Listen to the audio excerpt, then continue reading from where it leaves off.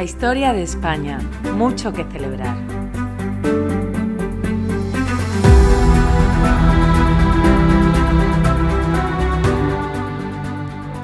La mayor parte de los españoles sabemos de manera general que existía un tráfico comercial regular entre España y las Indias. Hemos oído hablar de galeones que surcaban el océano y traían mercancías. Nos han contado cosas sobre el oro y la plata que llegaban para financiar a los monarcas españoles. O nos hemos creído, fundamentalmente gracias a Hollywood y a la narrativa predominante, que nuestros enemigos de entonces saqueaban con frecuencia aquellos barcos. En general, ya digo, sabemos cosas de lo que llamamos la flota de Indias, pero lo cierto es que ignoramos la magnitud de lo que fue aquello y la magnitud de lo que significó aquello. La carrera de Indias es la más decisiva, duradera y exitosa operación naval de todos los tiempos. No ha existido una misión naval que haya durado tanto, ni mucho menos la ha habido con ese nivel de eficiencia a lo largo de siglos. Es en sí misma y por sí misma el instrumento que hizo al mundo global por primera vez.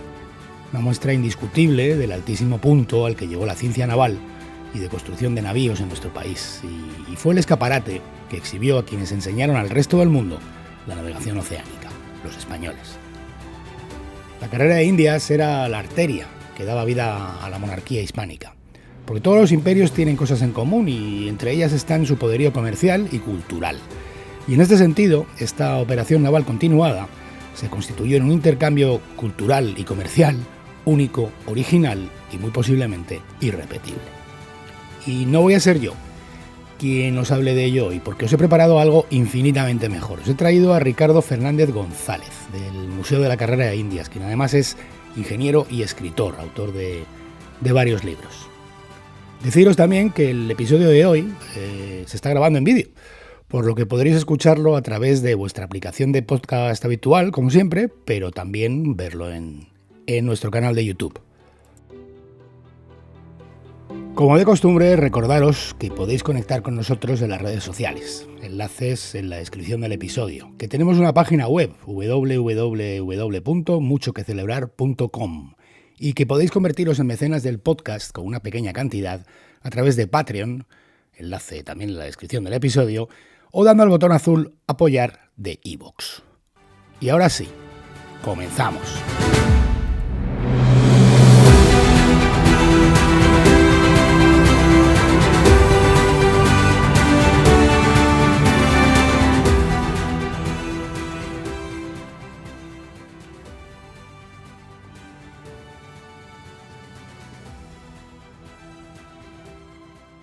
Hola, ¿qué tal? Bienvenidos a Mucho que Celebrar por primera vez en vídeo. Así que bueno, hoy iniciamos esta nueva andadura en la que tendréis vuestro podcast, por supuesto, en el formato habitual de audio, pero además vais a tenerlo en el canal de YouTube.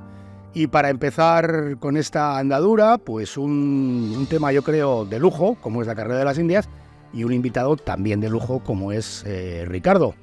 ¿Qué tal, Ricardo? ¿Cómo estás? Muy buenas noches aquí en Dubái. Hola, Óscar. Muy bueno, aquí ya casi son noches también aquí en Segovia. Muy buenas noches. Muchísimas gracias por invitarme y por darme el privilegio de ser la primera persona que entra en vivo y en directo al programa. Bueno, el privilegio es nuestro. Y bueno, pues así brevemente os puedo comentar que Ricardo, aparte de ser ingeniero, pues viene del museo Mucaín, que es un museo virtual sobre la carrera de Indias, sobre el que hablaremos también ahora, y que además es escritor. Tiene escritos 4 libros, si no me equivoco. ¿4? 4 libros. Muy bien. Luego hablaremos de ellos también, porque yo creo que a los oyentes y suscriptores de Mucho que Celebrar les van a gustar tus libros también. Por lo menos, por lo que he leído yo, que ya me los he bajado, ya te digo, y pronto los empezaré. Creo que sí, que vas a tener tu público aquí también, ¿no? Sí. Y bueno, pues si quieres podemos empezar hablando un poco sobre la carrera de Indias, que es un poco el tema de hoy, ¿no? ¿Qué es lo que podemos decir que fue la carrera de Indias?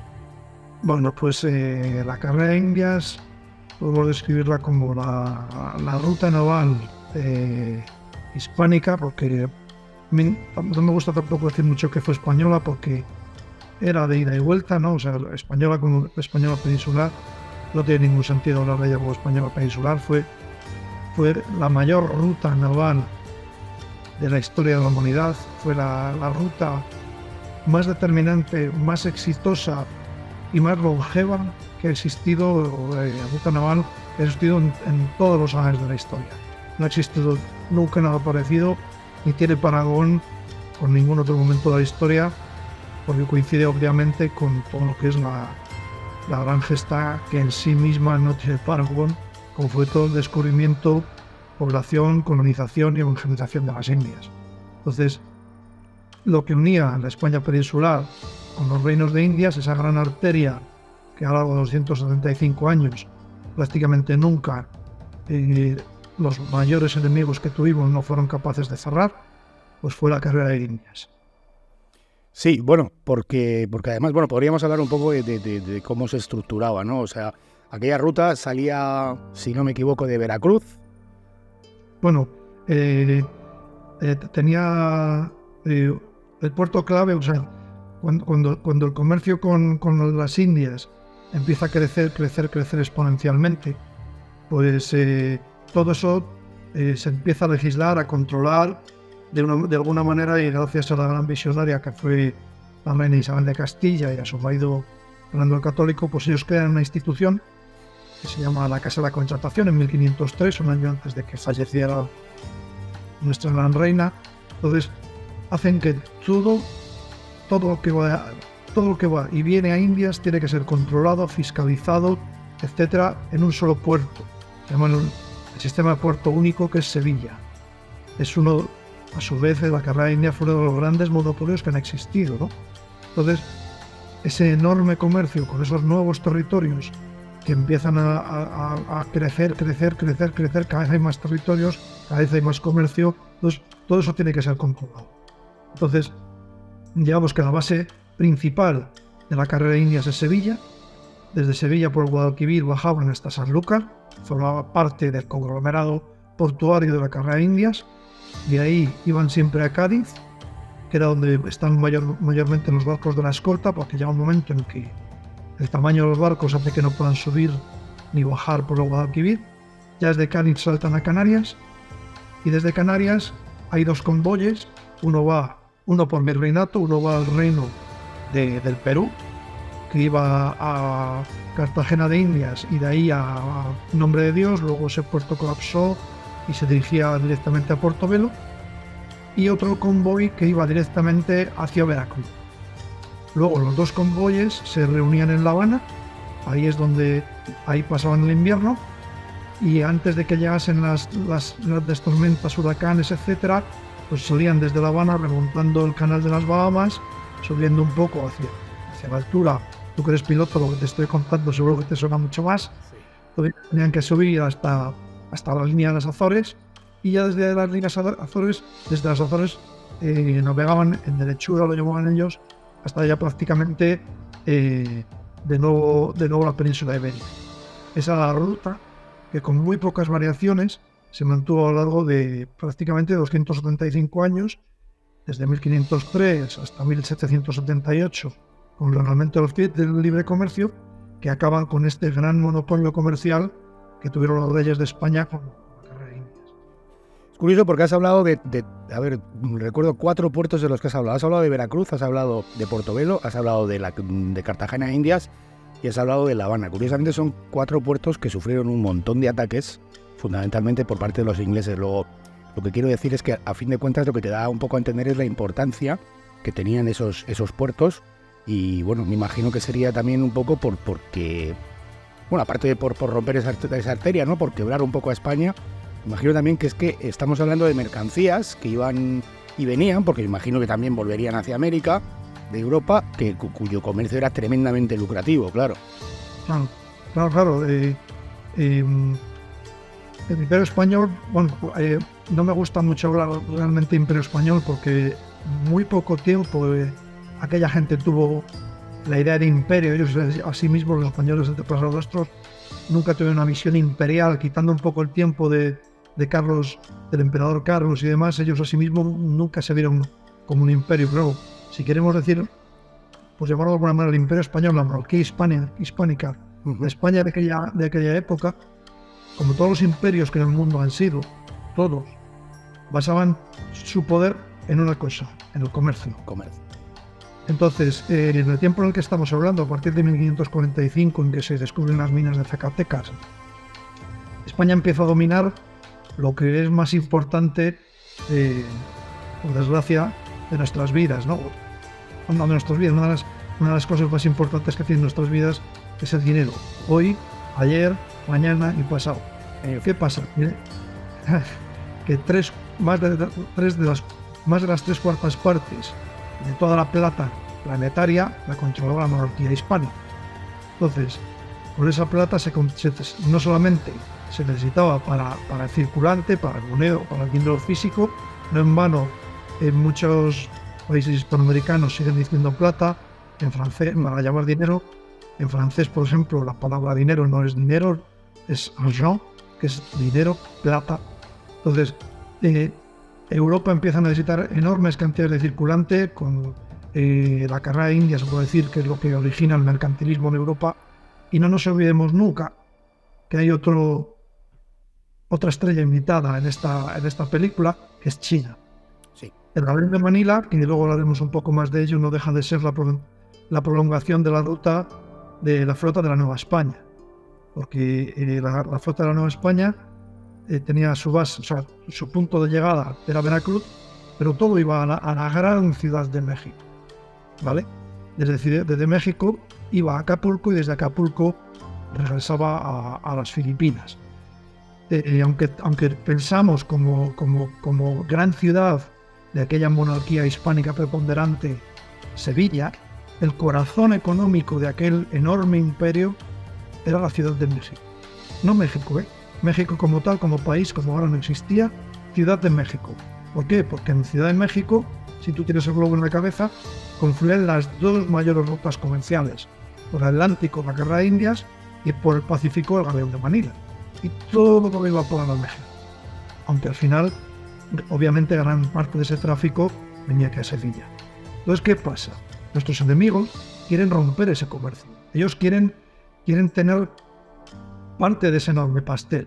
O sea, ingleses, holandeses, franceses no se establecen en Norteamérica porque les gustase más, porque fuese más bonito. No. Es porque los españoles y los portugueses también no les dejan de establecerse en otro punto. No les dejaron. Militarmente no podían. Siglo XVI es el siglo de la preponderancia española. Luego no, es que luego fue un imperio en decadencia. Sí, bueno, claro, decadencia. Bueno, sobre eso la verdad que habría que hablar mucho, porque sí es cierto que... Yo te pongo un ejemplo que suelo poner muchas veces, es un poco bruto, pero es un poco ilustrativo de lo que fue este imperio en decadencia, entre comillas. En 1939, el Partido Nacional Socialista y su benefactora Hitler, en su paranoia, invaden Polonia, desencadenando la Segunda Guerra Mundial. Las principales potencias de aquella época, gracias a Dios, afortunadamente para todos, en 6 años consiguen trincarse a los nazis y a su imperio de locura. Los principales imperios, las principales monarquías, los países más ricos de la Tierra, a lo largo de 300 años, estuvieron combatiendo con España en todos los frentes de Europa. Y les costó 300 años destruirnos. Eso puede dar una idea de la cantidad de dinero, de medios, de hombres y de empuje que tenía aquella España en 3 continentes, ¿no? Entonces, ¿por qué, como tú has dicho sistemáticamente, las flotas inglesas, no los piratas pobrecitos no tienen ninguna capacidad de asaltar las flotas de la Guerra de Indias, pero ¿por qué las grandes flotas, grandes ejércitos enemigos asaltan La Habana, asaltan Cartagena de Indias, asaltan y toman La Habana, toman Manila, para romper aquel sistema monopolístico de la corona española que gobernaba sobre tanta gente y sobre tantísimos recursos económicos, ¿no? Quiere golpear en el corazón. Cádiz va a atacar en repetidas ocasiones. Una vez lo sacaron lo saquearon, se llevaron hasta las cancelas de hierro de las puertas, se llevaron todo, Cádiz, ¿no? Entonces ellos atacaban muchos puertos secundarios, pero organizaron grandes armadas, grandes ejércitos como el de 1742 tan conocido y tan de moda de ahora contra Cartagena de Indias, que defendieron magistralmente Blas de Lezo, y no nos olvidemos de mi rey Eslava. Ellos siempre fueron a tratar de dar el golpe definitivo a la monarquía hispánica y nunca lo dieron. Sí, no, es cierto. Y nunca lo dieron hasta que consiguieron que con la invasión napoleónica de España ayudar a avivar las guerras civiles que se desencadenaron, se les fueron de las manos y acabaron en las independencias de lo que son las repúblicas hispanas, sí. Sí, pero es evidente lo que tú dices. Yo he comentado alguna vez que la creencia popular tiende a datar la fecha de la decadencia de España en la guerra de los 30 años y tal. Bueno, y es cierto que eso es una decadencia, digamos, a nivel europeo, pero España sigue durante casi 150 años brillando de una manera brutal y, como tú bien dices, defendiéndose contra todo y contra todos. ¿Por qué? Bueno, por el dinero. Bueno, ahora si quieres corrígeme, pero por el dinero sí, pero también por el talento. Y aquí entronca con una cosa que yo te quería comentar, que es algo que también he comentado yo también en el podcast alguna vez, y es que la ciencia naval española, la ciencia de construcción de barcos, estaba a la cabeza. Estamos hablando, a ver, un galeón es como si dijéramos hoy, pues mira, yo que soy piloto, el Airbus 350. Sin duda. ¿Sabes? Y en eso éramos los mejores. O sea, fuimos, y seguro que tú nos puedes abundar un poco más en esto, los que enseñamos al mundo a navegar. La navegación oceánica. Sí, de hecho hay una en el Museo Naval de Madrid, que es el Museo Naval de Madrid, eso no es cualquier cosa. Hay una placa que pone Europa aprendió a navegar en libros españoles. Y así es, o sea, es lo que comentábamos un poco antes, ¿no? Estos países, Inglaterra, Francia, Holanda, no se establecen en Norteamérica porque les gustase más o fuese más bonito. Es que no tenían ni los medios, ni la capacidad, ni los conocimientos, ni el empuje para hacerlo en otro lado. O sea, España y Portugal, los reinos ibéricos, estaban a la vanguardia de todo eso. O sea, no podían competir con nosotros en ese campo. La tecnología naval española de aquella época estaba, más desarrollada junto con la portuguesa que la de ningún otro país. Luego, claro, poco a poco los ingleses nos empiezan sobre todo ingleses, holandeses, Francia también, nos empiezan a tomar un poco la sobaquera, como decimos por aquí, pero luego llega el renacer de esta nueva flota ilustrada, podemos llamar. La Marina Ilustrada. La Marina Ilustrada, con la llegada de los Borbones, que tuvo sus cosas buenas y sus cosas malas, como todo en esta vida. Y en muy pocos años, o sea, España pasa de haber tenido una flota prácticamente que no tenía naves, a convertirse de nuevo en la segunda del planeta. Sí. Sí, bueno, aparece el navío de línea y nos quedamos un poco atrás, pero es cierto que luego con Patiño, con el Marqués de la Ensenada, retomamos, y tú dices la segunda, bueno, tú sabes más que yo, pero yo diría que en ocasiones la primera también, porque... Sí, bueno, en tecnología sí, pero el número no. No, el número. Entonces, ellos ya llega un momento que tienen más barcos, sí. ¿vale? Tienen más barcos, no es que tengan mejores marinos, ni mejores hombres, ni mucho menos, no tienen más barcos. Y eso es importante, porque, claro, al final, aunque parezca que no y sea un eufemismo, el tamaño importa, ¿no? Sí. Entonces, hubo un momento en que, bueno, ellos han vendido la batalla de Trafalgar como una gran victoria, Bueno, si lo miramos bien, pues efectivamente fue una gran victoria, pero la flota inglesa de allí salió... Sí, apaleada. Hay historiadores que están manteniendo que mantienen y sostienen que se hundieron muchos buques ingleses. Sí, yo lo he leído también. Que siguen en el fondo de la bahía de Trafalgar. Entonces, bueno, en algún momento, si a alguien interesa, seguro que se ahondará en esto. Pero vamos, el navío Victory. El Victory llegó allí a Inglaterra, vamos, en 4 palos. Sí, no, sí, yo he oído bastantes versiones ya que hablan de que, bueno, que fue una victoria, pero que tampoco fue la goleada que nos venden, ¿no? Pero bueno, volviendo un poco al tema de la carrera de Indias, porque curioso que la mayoría de la gente habla de la flota de Indias, ¿no? Pero realmente era la carrera de Indias. Yo creo que si tú nos cuentas por qué era la carrera de Indias, vamos a entender un poco pues la magnitud de aquello, desde el punto de vista, digamos, del hecho, pero también desde el punto de vista de las personas, que aquello debía ser de verdad una aventura, ¿no? Aquello debía ser... Y se llamaba carrera. ¿Por qué era carrera? Tremendo, aquello era tremendo. O sea, meterse en uno de esos barcos era un salto al vacío. Ahora, la gente que tú llevas de un sitio a otro del mundo se monta en tu avión y sabe que va a salir de un sitio y va a llegar a otro una hora. Más o menos. Más o menos. Más o menos. Sí. Aquella gente era un salto al vacío. O sea, aquella gente se metía en esas naves. Vuelvo a insistir en lo que tú has ahondado anteriormente. Ahora nos parece un poco más que cascarones, pero en tecnología punta. Así es. En manos de un puñado de naciones. O sea, con todo y eso, la vida a bordo era terrible, era tremenda. Eran navegaciones que desde Sevilla hasta llegar, por ejemplo, a Veracruz, podían tardar 3-4 meses. O sea, se daban todo tipo de circunstancias. El espacio a bordo era poco menos que reducido. No había camarote, o sea, ni nada que se le pareciera. O sea, la gente dormía donde podía, en cubierta. Por supuesto, abajo en las bodegas iban abarrotadas de mercancías, porque la carrera de Indias era una ruta de mercancías, no de pasajeros. Entonces, los pasajeros que iban en los mercantes, pues se hacinaban como podían. Se estima que el espacio por persona era poco más de 1,5 metros cuadrados, ¿no? Todos los que hemos vivido la pandemia sabemos lo que es vivir encerrado en una casa 2 meses con personas que son tu familia. No sé, quieres, que tienes hambre, coger la nevera y comes.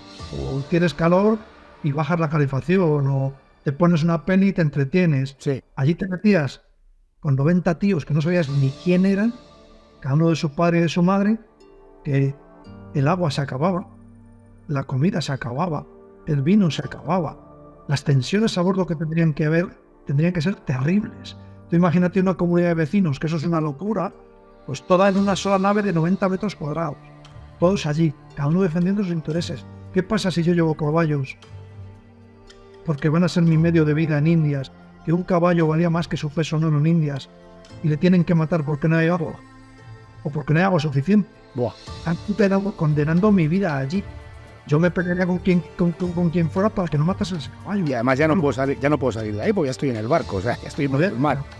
Es medio mar, o sea, hay cronistas que dicen que no había viaje en el que las gentes, las flotas no llegasen diezmadas. Decían que la vida, la distancia entre la vida y la muerte era la separación de una tabla de madera. Ahí había tempestades, ahí había encontronazos terribles a bordo, había plagas que se originaban, se pasaban un frío terrible porque algunas salían en enero, en febrero, y cuando llegaban a los trópicos, unos calores atroces. Dicen que los ojos se derretían, y todo con barcos que cada uno iba a una velocidad diferente. Claro. Tenían que gestionar la velocidad del último. El que un barco se retrasase condenaba todo el resto. Por eso se llama carrera. Porque era una carrera contra la tecnología de los barcos, su maniobrabilidad, la destreza de los pilotos, de los maestres, de los navegantes, la tozuda tenacidad de la gente que iba allí y su profunda fe en Dios, que muchas veces era lo único a lo que tenían que agarrarse. Por eso se llama carrera. Por eso se llama carrera. Había gente que llegaba a las Indias y llegaban y morían allí en la playa de la aculturación, de beber aquellas aguas con avidez, aquellos frutos a los que no estaban acostumbrados. Cuanto antes se llegaba, antes aumentaba la posibilidad de sobrevivir. Pero muchísimos murieron a bordo, les arrojaban por la borda. Tú imagínate ir con tu mujer, con tus hijos, a empezar una nueva vida allí y ver cómo a tus hijos, a tu mujer o a los hombres los tiraban muertos por la borda. Yo tenía que ser terrible. Demoledor. O sea, era una carrera contra el reloj, contra la mismísima muerte. Por eso es carrera. Por eso es carrera. Sí, yo creo que eso es importante que lo expliquemos porque la gente, ya te digo, hablamos de la flota de Indias, pero era una carrera. Era una carrera contra el avión de Manila se llama carrera de Manila, porque cada segundo que se perdía, iban contra ellos, no sabían cuándo iban allá. En las naves se metía una cantidad de alimentos, de agua y de vino, un alimento muy importante, para X días. Si había calmas chichas y paraban toda la flota entera, ¿qué pasaba? Pues sigues comiendo, sigues bebiendo, pero no avanzas. Y no sabes cuánto te queda para llegar. Vamos, o sea, lo sabes en distancia, pero no en tiempo. Porque puedes cruzar el mar de los Sargazos y que estando llegando ya a las pequeñas Antillas, que ya casi las estés viendo, una tormenta te disperse y vuelvas a perder otros 3, 4, 5, 6, 7, 10 días que sigues teniendo que comer. No, evidentemente, claro. Entonces había que llegar a toda prisa y todo contando con la velocidad del mar lento, porque ahí iban galeones, naos, urcas, palpaches, filibotes. Es como si tú te vas de viaje con una cuadrilla de amigos desde Finisterre hasta Gandía, por ejemplo. Uno va en un BMW, otro en un Mercedes, otro en un 600, otro en un 127, y hay que llegar todos juntos. No, el que marca el ritmo es el que va más despacio, es evidente. Pero claro, ese condena a todo. Exactamente, pero me imagino que también llegaría un momento que diría, mira, macho, no te podemos seguir esperando. Claro, no, pero se les seguía. Y encima no se les podía auxiliar. ¿Por qué? Porque si tú das tus alimentos, tu agua, a otro barco que ha hecho una mala gestión del agua, de los alimentos, etcétera, la gente que tú tienes a bordo te va a preparar el pollo. Pues oye, ¿cómo que me va a compartir con estos que lo han hecho mal, que se han retrasado, que no navegan bien y ahora encima del premio les damos mis alimentos? O sea, ¿tú te imaginas una serie con lo que pasase en una sola de esas naves? Sí. Una serie de Netflix. Sí. Bueno, podríamos hacer tantas series de la historia de España. Las tensiones que tendría que haber en una sola de estas naves.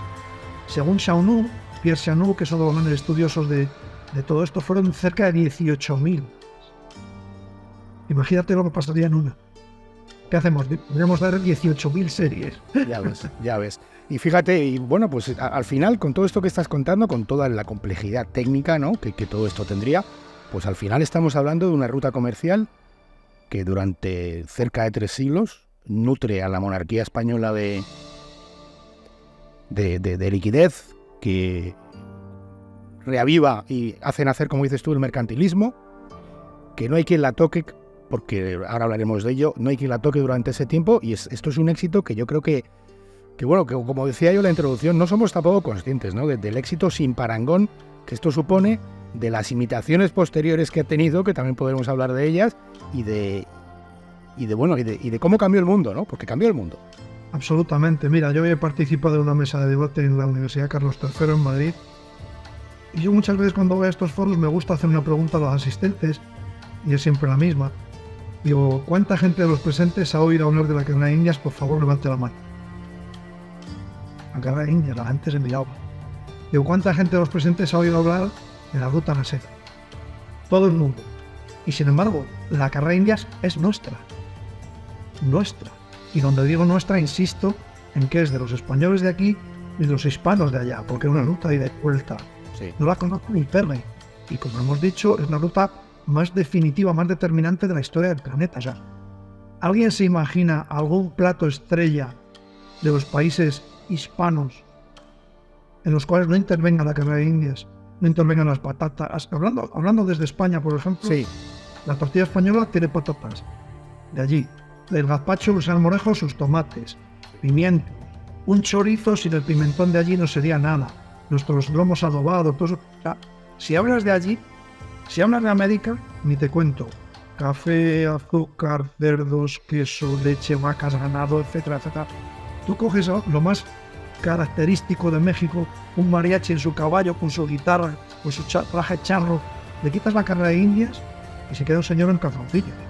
Le quitas el caballo que fue llevado por españoles, le quitas el traje charro que fue llevado por españoles, le quitas la guitarra. Lo más típico que hay en México. O sea, tú quitas la Carrera de Indias de la historia del planeta y aunque solamente fuera para comer, esto sería mucho más triste. O sea, la revolución gastronómica que supone la Carrera de Indias no tiene parangón ni réplica en nada que haya existido en la humanidad. En nada. Para bien y para mal, el impacto de la Carrera de Indias en 3 continentes, 4 continentes, si tomamos un poco África, con el tráfico de esclavos, que si bien España no lo hizo en primera instancia porque fue el monopolio de portugueses mayormente, sí, equipo de ese mercado esclavo, ¿no? O sea, el impacto que tuvo esa ruta en 4 continentes no tiene parangón en nada de la historia. O sea, el despegue de la dinastía Ming se debe a la plata que llegaba del galeón de Manila. La primera globalización, ahora que se habla tanto de globalización, la hicieron nuestros antepasados hace 500 años. En mi pueblo, yo soy de La Granja, hay un palacio real. En el Palacio Real hay unas fuentes preciosas, los jardines. Bueno, por el palacio hay relojes, tapices, es una de las mejores colecciones de tapices del mundo. Hay pinturas, hay grabados, hay cuadros, es una locura de maravilla que hay. Y además hay dragones de fuego, hay porcelana china, hay tigores, hay lacados chinos y pasan desapercibidos. Cada uno de esos objetos, yo siempre digo cuando voy con amigos a explicarlo, digo, esto que ves ahí no es un dragón de fuego, esto que ves ahí no es un tigor, esto que ves ahí no es porcelana china, esto es un milagro. Es un milagro, sí. Porque se construyó en algún taller de Fujian o de Guangdong, del sur de China, que es donde estaban las minas de Kaolin y donde hacían esa porcelana. Además, se llevaría en ñus de estos que tienen los cuernos así, que hasta los puertos de embarque, ahí los embarcarían, los llevarían a Manila, se quedarían en un almacén hasta meter al galeón de Manila, que a lo largo de 6 meses tiraba por el Pacífico, entre comillas, porque los españoles los tuvimos un poco gordos, perdón por la expresión, de llevar Pacífico a ese monstruo del océano, el océano Pacífico. 6 meses hasta Acapulco. En Acapulco se descargaban, se llevaban en reatas de mulas hasta México. Desde México hasta Veracruz, a un almacén, hasta que llegaban los barcos. Cuando llegaban los barcos, se llegaban y se metían los barcos. Iban hasta La Habana. En La Habana se bajaban y otra vez se espera de volver a subir otro barco. Cuando ya volvían a La Habana, llegaban a Cádiz o Sevilla. Desde allí vinieron en vuelos, en carros a mi pueblo y están ahí en estos cotos. Entonces eso es un milagro. Es un milagro. Es un milagro. De ahí que nosotros digamos, es que eso es un lujo asiático. Eso es. Sí. Pero ¿cómo no lo va a ser? Claro, que era carísimo. Con todo lo que implicaba que acabas de contar, el traerlo, imagínate el precio que tendría, ¿no? Y de ahí viene la expresión, claro. Podría permitir uno de esos jarrones, por muy chiquitín que fuera. Claro. Los ricos, entre los ricos, ¿no? Entonces, es solo la carne de Indias. Es, salvando las distancias, el Amazon del Marruecos. Yo, si tú quieres algo de China, oye, en vez de Alibay, pues yo me lo pido a la carne de Indias y me lo traen. Pero claro, tengo que ser ultra rico. Y paciente. Sí.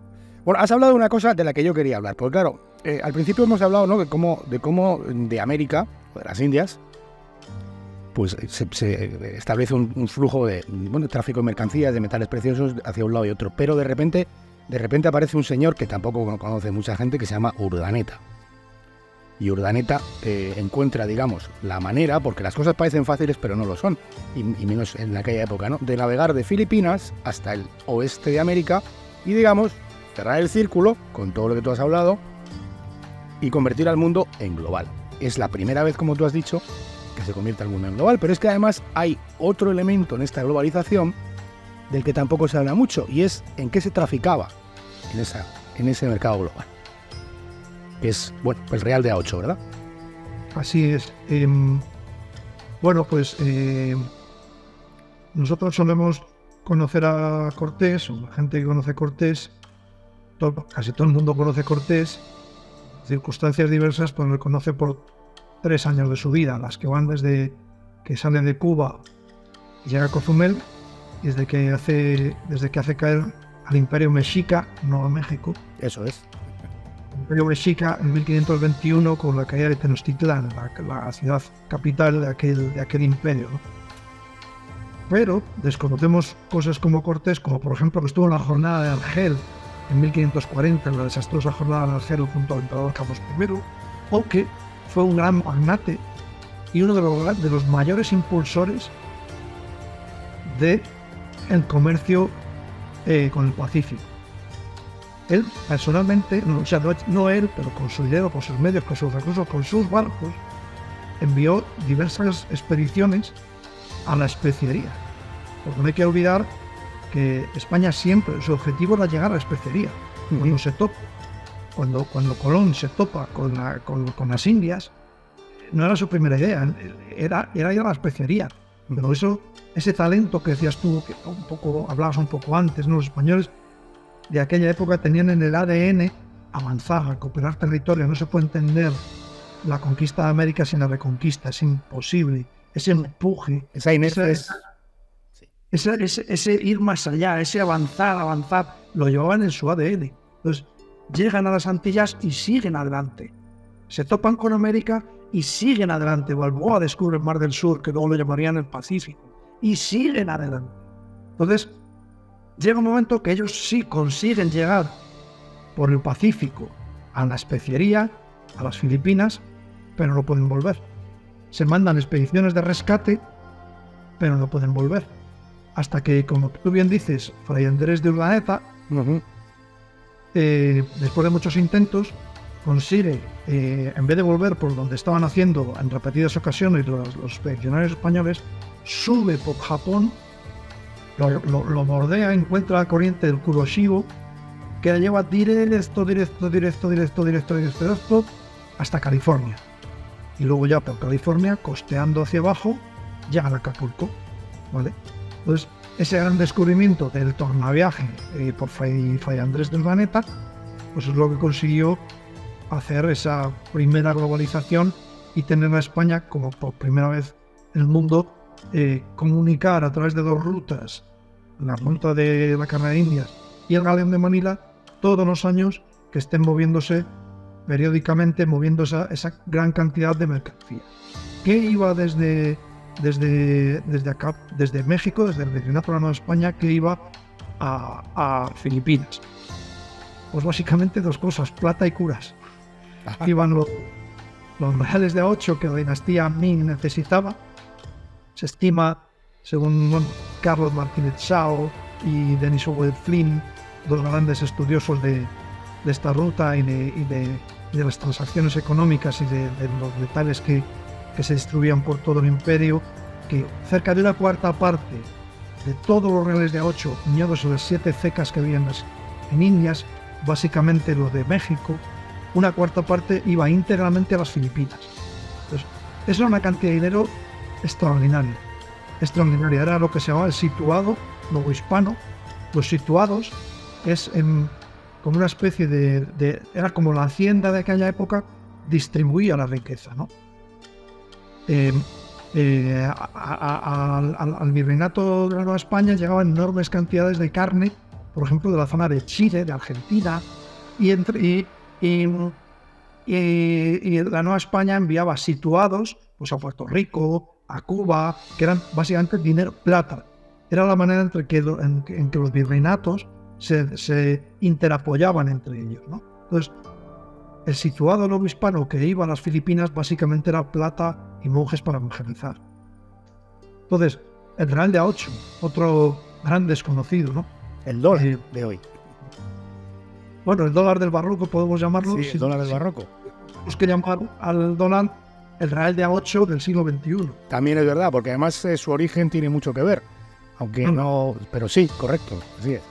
No, entonces, es muy desconocido que durante 87 años la primera moneda de curso legal de los Estados Unidos ya independientes es el real de A8 español. Sí. Eso mis oyentes lo saben porque lo conté en uno de mis episodios, pero así es, y no mucha gente lo sabe, como tú bien dices. Eso es curioso. Sí. Es curioso porque ¿con qué dinero comen? Cuando ellos se independizan, hay algunas cosas, claro, tú acabas de crear un país nuevo, no tienes todo creado ya, pues vamos a dejar de un momento lo que funciona. ¿Qué funciona? El dinero. ¿Qué dinero tenemos? El real de A8 español. Seguimos con él de momento, ¿vale? Tal es así que hasta el año 2000 en la bolsa de Nueva York se cotizaba en octavos de dólar. Octavos. Como licencia del real de A8. ¿Vale? Esto que vas a contar sí que no lo he contado yo y no creo que no lo sabe casi nadie. Por favor, cuéntanoslo. Lo de los octavos de la moneda. Y bueno, es que claro, todos los reales de A8 muchas veces los cortaban en piezas, ¿vale? En piezas de un real. Piezas que ahora os va a encajar otra cosa que os va a resultar algo curiosa, que llaman bits. Los bits. Bits. ¿Sabes cuál es la moneda del futuro? Sí, Coin. el Bitcoin, sí. Bitcoin. El Bitcoin es una B que a su vez lleva dos barritas. Esas dos barritas, que es la que lleva el símbolo dólar, es la que lleva el símbolo euro, es la que lleva el símbolo yen, libra, rublo, etcétera. Según todas las teorías, viene de las dos columnas de Hércules que llevan en los reales de 8 españoles. Hay otras teorías que también afirman, y así está, así lo tenemos en la web nuestra del Mucain. Les invito a todas las personas que estén viendo este vídeo a entrar en la página web nuestra, en la parte del real de 8. Hay un documento que yo tengo ahí colgado que es un sumatorio, que quiere decir pesos. Porque el real de 8 se llamaba peso duro, peso fuerte, duro o real de A8. Entonces, muchas veces como sumatorio, al final de los asientos contables españoles ponían una S con 2 barras, ¿vale?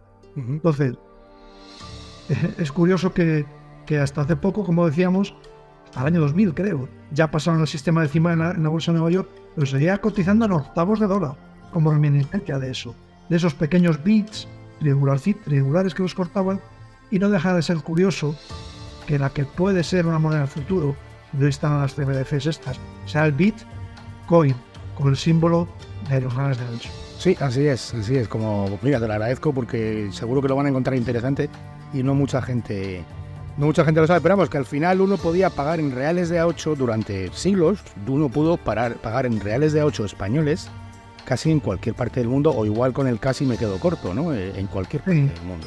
Sí, bueno, de hecho, cuando Inglaterra compra el puerto de Shanghái a China, se lo compra a los caciques o los, como se llamasen la gente que gobierna aquí, no quiere sus sucias libras esterlinas, les tienen que pagar en reales de 8. La compañía de las Indias Orientales holandesa, la francesa, la danesa y todos los ingleses, cuando querían comerciar con Oriente, tenían que ir a Cádiz y hacer cola y esperar a coger sus reales de 8, porque los chinos no querían comerciar con otra cosa que no fuera la plata. No había nada que los orientales les pudiesen ofrecer que no fuese plata. Entonces ellos solo comercian con los reales de 8 españoles. Sí. Bueno, al final, de hecho, así como sabes, que como los ingleses no tenían otra cosa que ofrecer, al fin y al cabo originaron las terribles guerras del opio, haciéndoles drogadictos, se puede decir de alguna manera, a gran parte de la población del sur de China, porque no tenían otra cosa que ofrecer. Entonces, bueno, maneras diferentes de comerciar, la de los españoles y la de los ingleses. Sí, bueno, al final la solvencia de una moneda pues está en la riqueza que la respalda, ¿no? Y estamos hablando de la monarquía hispánica, que era, sin ninguna duda, la más rica del planeta, con gran diferencia. Por hablar de otra cosa, cuando uno ve las películas de Hollywood, pues sobre todo estas de los años 60, 70, se suele pintar al marino español, como digo yo, como un señor muy oscuro, con muy mala uva, y que siempre pierde. Siempre llegan las victoriosas naves defensoras de la libertad anglosajona y derrotan al decadente, intolerante y oscurantista español, ¿no? Pero lo cierto es que intentos hubo muchos, pero esta carrera de Indias de la que hablamos, realmente el éxito fue total, ¿no? O sea, no es lo que la gente cree o lo que el pensamiento reinante nos quiere hacer creer, de que nos atacaban y nos robaban los barcos. No, realmente fue no ya anecdótico, sino ni siquiera anecdótico, ¿no? Que esto llegara a ocurrir. Sí, lo comentabas tú antes también, hablando de los piratas, que, bueno, ciertamente se estima que las naves perdidas en la guerra de Indias a manos de los piratas o enemigos de la corona fue un 0,8%. 0,8% a lo largo de 275 años, pues, efectivamente es muy significante. La flota indias fue total o parcialmente atrapada en 4 ocasiones. La más sonada fue la de Piet Hein en 1628 en la bahía de Matanzas, que consiguió hacerse con la práctica totalidad de una flota. Esa fue la más grande que cogieron. El resto... El tesoro de Moctezuma traía, ¿eso está? Bueno, eso fue en 1522, sí, que es lo que desencadena que se haga el sistema de flotas y galeones y que las naves dejen de ir sueltas o poco protegidas. El tesoro de Moctezuma viajaba en tres naves desde un tiempo muy temprano, ya el propio siglo XV, o sea, desde las primeras veces que los ingleses, franceses empiezan a enterarse de que hay algo en América, ellos ya empiezan a patrullar piratas, corsarios, sobre todo el servicio del rey de Francia en primera instancia en los alrededores de las Canarias o de las Azores. Entonces, eso fue en 1522, que se hacen con 2 de las 3 naves que traía el tesoro en Moscú. Pero eso todavía no era una flota de la Canarias de Indias, eran 3 naves. Y eran barcos. Eran 3 barcos que venían con el tesoro en Moscú. Pero sí que es cierto que eso hace reflexionar a la Casa de Contratación, que es el organismo que gestionaba todo lo relacionado con la Guerra de Indias, pasajes, mercancías, náutica, formación, luego hablaremos también de ello, cartografía, ciencia, era una mezcla de Silicon Valley, el Pentágono, todo junto en una sola institución en Sevilla, ¿no? Entonces, bueno, los piratas tenían su zona de actuación. Si nosotros vemos el mapa de España, vemos el Cabo de San Vicente, la puntita que está allá en la parte de abajo de la península ibérica, un poquito más adelante las Azores y un poquito más abajo las Canarias. Yo esa zona me gusta llamarlas el Triángulo de la Muerte, ¿no? Ahí, en esa zona es donde patrullaban las naves corsarias, las naves piratas, las armadas francesas, holandesas, inglesas y no nos olvidemos berberiscas, que también las hubo, ¿vale? ¿Qué pasaba en esa zona? Ellos salían desde sus bases frescos, con las naves dispuestas, con las tripulaciones bien alimentadas, bien de agua, bien de todo, alimentos, naves frescas bien pertrechadas, y se encontraron con unas naves que llegaban exhaustas después de 2-3 meses luchar contra el océano, cortas de víveres, cortas de agua, cargadas de moral, cargadas hasta las trancas de mercancías. sí. Pero ¿qué pasó? Que esa zona también era la zona de caza de la Armada del Mar Océano y de la Armada de la Guardia de la Carrera de Indias. Entonces, era un juego del gato y el ratón, en el cual, claro, tú ves una flota de la Armada de Indias, tú ves una flota de la Carrera de Indias que podía ir desde 15 barcos hasta 100 barcos. ¿Y quién puede atacar a 100 barcos? Su manera de atacar era un poco como las jaurías, ¿no? Esperando a ver si uno de esos barcos que decíamos antes se retrasaba y a ver si yo se le podía coger. O sea, el atacar una flota entera era descabellado. No se le ocurría a nadie se le ocurría. De hecho, solamente Pierre Fenck, una gran flota muy bien pertrechada, fue capaz de apoderarse prácticamente de una flota entera. Las otras, está la famosa batalla de Rande, que se hunden muchos galeones, pero se hunden y se rescata el tesoro. Otra se quemó en Cádiz, que la quemaron los propios españoles, y otra en Tenerife. Y ya. Y estamos hablando de casi 300 años. Claro, el galeón de Manila fue atrapado 4 veces, igual en 250 años. 4 veces. Es un éxito apabullante. Entonces, esos piratas que nos pintan tan bravos, tan valientes, pues en realidad la piratería que realmente hizo daño a la monarquía hispánica fue la piratería mediterránea, la berberisca. Esa sí que hacía daño. Eso sí que fue terrible y muy dañino, hasta el punto de que el propio emperador Carlos en persona en 2 ocasiones ataca las bases corsarias al norte de África. Una en la jornada de Túnez, la exitosa jornada de Túnez, Sí. y otra que evocábamos antes en la jornada.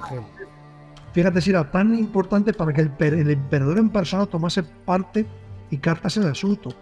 Toda la costa nuestra del Mediterráneo y de Levante, desde Tarifa hasta el Cabo de Anosas, está jalonada de torres de vigilancia. ¿Para qué? De ahí viene también nuestro dicho: no hay moros en la costa. ¿Por qué Valencia está tan alejada de la costa? Valencia, la capital. Que fue en numerosas ocasiones. No es como una ciudad costera como Málaga, que tenía una gran fortaleza, que se refugiaban allí los ciudadanos si venían. La piratería dañina para el Imperio Español y hispánica fue la que se dio en el sur de España. ¿Por qué? Pues se van mujeres, se van niños, para esclavizarlos en los mercados de esclavos del norte de África, del Imperio Otomano, esa fue la dañina y la gravosa. Ciertamente tomaron muchas ciudades en el Caribe. ¿Por qué? Porque era un imperio tan inmenso que era literalmente indefendible. Tú no podías saber dónde iban a ganar. No, además, ahora tenemos satélites, tenemos radares, tenemos tal. Claro. Allí de repente veías en el horizonte un montón de velas y dices, ¿y esto qué es? ¿Y ahora qué? Podía ser una flota de indias. Podía ser la flota de indias. Tenías que esperar a que llegara, ¿no? Utilizaban las enseñas españolas. Conocían los códigos secretos de cañones que utilizaban. Habían comprado algún piloto español que les decía, no, mira, cuando llegamos a San Juan de Ulúa, cerca de... Es que ese castillo está en Veracruz, damos 3 cañonazos, o damos 5 cañonazos, o... Nunca sabes si lo que venía era la flota de indias o no. Iban a venir a navíos de aviso, que eran navíos más rápidos, mucho más rápidos, que traían muchas veces azogue, el famoso mercurio para las minas de plata, que avisaban, oye, que la flota grande ya viene detrás de mí, estará aquí en 3, 4, 5 días, en una semana. Pero no siempre llegaban los navíos de aviso. Entonces, tú veías ante ti una flota que son piratas, no son piratas, que son... Cuando eran grandes flotas, normalmente eran flotas muy bien pertrechadas, sobre todo por Inglaterra, Francia y Holanda, porque los piratas, la mayor parte de ellos eran contrabandistas. Eran contrabandistas que cuando veían una ocasión favorable, se transformaban en piratas o en corsarios. Pero la mayor parte de los tan famosos piratas y tan cacareados piratas eran contrabandistas. El propio Drake, famosísimo pirata Drake, pues en la primera expedición que hizo contra la América Española, lo primero que hizo fue a Guinea a coger negros pobrecitos para comerciar con ellos. Llevó los barcos en los que iban cargados de negros para comerciar con ellos en las Antillas, en Santo Domingo, en Cuba y en la propia tierra firme, ¿no? Entonces el gobernador de Panamá les desbarata, o sea, les da una paliza épica. Bueno, entonces sí. No, es que la fama de Drake yo es que nunca la he entendido. Yo ya he dicho varias veces que Drake es un paquete. O sea, este tío, creo que dije una vez en un episodio, si fuera futbolista dirían eso de que se dice tanto ahora que está sobrevalorado. O sea, Drake, sí. O sea, la fama de Drake está a una altura muchísimo mayor que su, digamos, calidad profesional. Pero bueno, o sea, pero ¿sabes qué pasa? Que no tenían nadie mejor.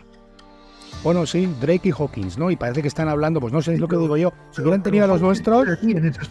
Hawkins muere en esa expedición. Sí, bueno, y luego Drake acaba muriendo también intentando atacarnos, o sea... Pero si hubieran tenido a Álvaro de Bazán, si hubieran tenido... Entonces, ¿qué habrían hecho? ¿Películas? Bueno, en fin. Habrían hecho lo que no está en los escritos. Si no hicieron gran cosa y nos han vendido como que los piratas eran Melbourne... El nuevo ultra de la libertad, de no sé qué. Sí. Eran pues bueno, básicamente eran contrabandistas que aprovechaban la ocasión transformándose en piratas en cuanto podían. Se venían en un barco suelto, 2 barcos sueltos, a por esto. Pero compró una flota de la guerra de Indias. Eso ya a los galeones españoles a abordarlos. No cabe ninguna caída. Para empezar, no tenían galeones. O sea, los barcos que tenían eran muchísimo más pequeños. La potencia artillera de esos barcos frente a un galeón era como si tú ahora quieres atacar, no sé, un portaaviones con un buque de acción oceánica o con un dragaminas, no sé. Con una patrullera. Claro, es impensable, o sea, no se les ocurría. Lo que sí que hicieron, y con bastante éxito, pero ya como digo, con armadas bien organizadas, como hizo Morgan contra Panamá, fue a ciudades. Tomaron Panamá, tomaron Portobelo, tomaron La Habana, tomaron Filipinas. Ahí sí que tuvieron cierto éxito, pero eran piratas. Eran armadas muy bien pertrechadas y muy bien organizadas. Piratas. Bueno, el pirata que más daño hizo a España, sin duda alguna, fue Jedín Barbarossa, y estaba en el norte de África. Sí, así es. Vamos, de hecho, esta piratería berberisca de la que hablas motivó algo tan sumamente, bueno, digamos, significativo como fue la expulsión de los moriscos de España. O sea, esto viene por ahí porque eran una quinta columna, algunos de ellos, sí. O sea, que estamos hablando de un tema bastante mayor. Pero, mira, volviendo a esto de los convoyes, hay documentales muy buenos de la Segunda Guerra Mundial. Y en cualquier crónica de la Segunda Guerra Mundial está la batalla del Atlántico, ¿verdad? Que es aquella batalla que es ¿cómo se denomina al enfrentamiento que tienen los submarinos de Hitler, los U-boats estos, con el tráfico de mercancías que llevaba de Norteamérica a Inglaterra, ¿no? Y te hablan de cómo todo se empezó a solucionar con el novedoso sistema de los convoyes. Y bueno, yo no lo veo tan novedoso, ¿no? Yo creo que precisamente cuando estamos hablando de la carrera de Indias, estamos hablando de la invención, o de la puesta en práctica de eso, ¿no? De algo que luego ha servido de modelo, cosas tan importantes como es la batalla del Atlántico, ¿no? Sí, y te voy a decir más. Los que sean fans de la Guerra de las Galaxias habrán visto en el Imperio Contraataca que cuando ya consigue la flota rebelde, la flota de naves rebeldes, salir de aquel paisaje helado y todo eso, van los cargueros y los mercantes escoltados por naves de guerra. O sea, hasta ahí ha llegado ese sistema, ¿no? La Guerra de Indias era eso, ¿no? Un sistema de mercantes que trataban de navegar, como ellos llamaban, en conserva, guardándose unos a otros. Se llama así, en conserva. Conservándose y guardándose unos a otros. Y escoltados a Barlovento por los galeones de la Guardia de la Carrera de Indias, que son los galeones del rey. Entonces, normalmente iba una capitana y una almiranta. La capitana era la que abría la formación, todos la seguían, era donde iba el capitán general de la expedición, y como podemos decir, como coche escoba, ¿no? Iba la almiranta tratando de que nadie se rezagara, y dando leña a los que se rezagaran. Dando leña no es una manera de hablar. Pero si alguien se rezaba, botaban el esquife, o sea, el barquito que... La barca, sí. La barca que iba detrás, iban emisarios y apremiaban al maestre, al piloto de esa nave, para que se diera vida, porque si no iba bueno, hasta hubo casos que les latigaron sobre un cañón, cumpliendo las ordenanzas que había, ¿no? Entonces, cerrando la formación, iba la doble almirante. Y a Barlovento es la zona donde viene el lado del viento. El lado donde viene el viento, que es la que cuando uno navega es lo que hace moverse los barcos más rápido. Barlovento navegaban los barcos de la escolta para si aparecía algún peligro, poder dirigirse hacia ese peligro a la mayor premura posible. Entonces, ese sistema sí fue copiado por la batalla del Atlántico, y como os digo, observar este punto que os he dicho, en la Guerra de las Galaxias, como los cargueros y los mercantes salen escoltados por las naves, los X-Wings, esos que llaman, salen escoltados por esas pequeñas naves. O sea, hasta ahí hemos llegado. Hasta ahí llega el tema. Hasta ahí hemos llegado. Sí, bueno, esto de Barlovento, bueno, por explicarlo un poco, cuando tú tienes el Barlovento en cualquier enfrentamiento naval a vela, tienes ventaja. Porque el Barlovento te va a dar la posibilidad de virar hacia un lado o a otro, y no solo eso, sino que además tapas gran parte del viento al que no lo tiene, ¿no? Entonces esta era la razón por la que en todas las batallas navales se intentaba ganar el Barlovento, y por esa misma razón pues la escolta iba a Barlovento para reaccionar a toda velocidad, digamos. Claro, y además de esto, tus balas de cañón llegan más rápido y a más velocidad. Ah, claro. Es algo... Eso no lo había pensado.